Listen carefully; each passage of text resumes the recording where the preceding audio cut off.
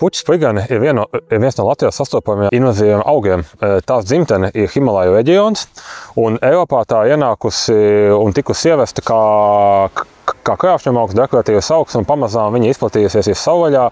Puķis spigani ir sastopama principā visā Latvijas teritorijā, un tā auga mitrās, mērena mitrās vietās, tātad augsnājos, ūdeņu krastmalās, ēnainos mitros mežos, slapjos mežos, un tas, ko šī suga dara sliktu, viņi tātad izkonkurē vietējās augu sugas, tādējādi samazinot bioloģisko daudzveidību, negatīvi ietekmējot retus un aizsargājumus augu sugas, un, teiksim, stāvās nogāzēs, teiksim, upju ielējās, puķis spigans veidojot blīvas viendabīgas audzes, viņas veicina augsnes eroziju. Puķis spigans ir viengadīgs augs, un tā var sasniegt ievērojumu garumu, vairāk nekā 2 metrus.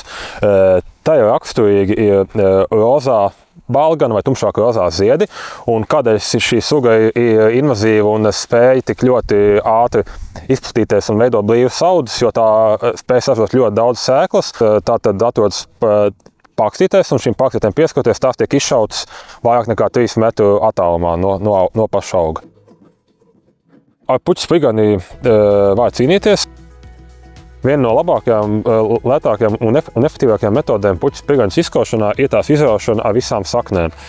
Jo puķis spiganas sakņu sistēma ir ļoti sekla, un no šīm trauksmēm viņi ļoti viegli var izraut. Svarīgi ir pēc izraušanas šos te augus savākt vai nolikt tādās vietās, kur tie nav kontaktā ar augsni, jo augi spēja ataugt no šī stublāja mezgliem, tiem apsakņojoties.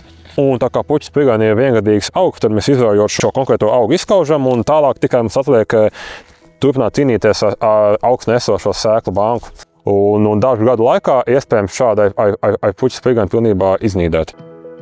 Vēl puķis spigani var apkarot to pļaujot vairākas reizes gadā, taču pļaušanā ir svarīgi to nopļaut pēc iespējas tuvāk zemē, zem pirmā mezgla, jo tad šis augs vairāk neataugs. Nelielas puķis spigāņu audzes var arī mulčēt, pārklājot tās ar sienu vai zāli, vai arī, teiksim, melno plēru. Protams, melno plēru pēc tam arī pēc šīs puķis spigānas izskaušanas arī aizvācot.